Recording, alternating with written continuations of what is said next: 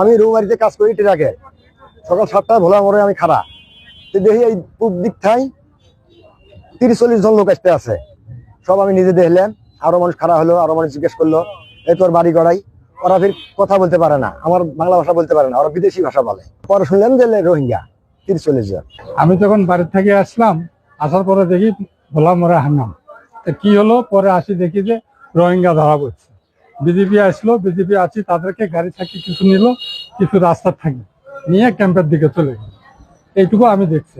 আমি আজকে সকালে দোকানে আসার পথে দেখি কিছু লোকে আমি দেখছি রোমারিতে, কারণ আমি লোকগুলোকে চিনতেছি না।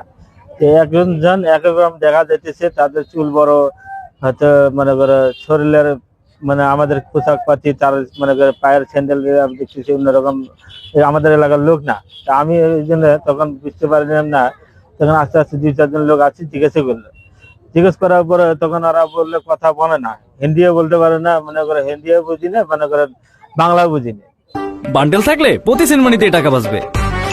বিকাশ সেনমানি বান্ডেল কিনে জিতুন প্রতি লেনদেনে।